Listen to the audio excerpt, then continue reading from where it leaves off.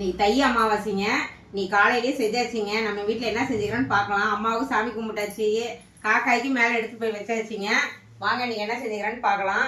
இன்னைக்கு எல்லார் வீட்லேயும் சாமி கும்பிடுவாங்க, இறந்தவங்களுக்கு எல்லாத்துக்கும் சாமி கும்பிடுவாங்க. நானும் எங்கள் அம்மாவுக்கு எப்பவும் போல மாதம் மாதம் கும்பிட்ற மாதிரி நானும் இந்த மாதமும் கும்பிட்டுக்கிறேன். வாங்க இன்னைக்கு என்ன செஞ்சுக்கிறேன்னு பார்க்கலாம். சாப்பாடு சூடாக வடிச்சாச்சுங்க. இதில் நிறையா வடிக்க முடியலங்கனால குக்கர்லேயும் ஒரு டம்ளர் போட்டு வச்சுட்டேன். இன்றைக்கி வெள்ளை பூசணிக்காய் போட்டு சாம்பார் வச்சுருக்குறேங்க. நல்லா இன்றைக்கி ஏன்னா அமாவாசைனால பூசணிக்காய் இந்த வாழைக்காய் இதுமாரிலாம் செய்யணும். அதனால் நான் இன்றைக்கி வெள்ளை பூசணிக்காய் போட்டு சாம்பார், மஞ்சள் பூசணிக்காய் பொரியல் செஞ்சாச்சுங்க. தக்காளி ரசம் வச்சுருக்குது. தக்காளி பழம் விலை கம்மியாங்கிறனால தக்காளி ரசம், மெதுவடை உளுத்த வடையும் கடையில் தாங்க வாங்கிட்டு வந்தோம். தயிர் வாங்கி வச்சுருக்கு, புற போட்டு வச்சுருக்கிறேன். உப்பருப்பு எடுத்து வச்சுருக்குதுங்க. அப்பளம் பொரிச்சு வச்சுருக்கிறேன்.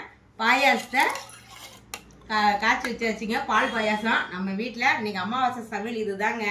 வாங்க எல்லாரும் இறந்தவங்கள நம்ம கையெடுத்து கும்பிடுவோம். நல்லா வச்சுருக்கேன்னு நான் கண்டிப்பாக கையெடுத்து கும்பிடுவேன். மாதம் மாதம் கும்பிட்றேன் இல்லையா, அதனால் எங்கள் அம்மா என் கூடயே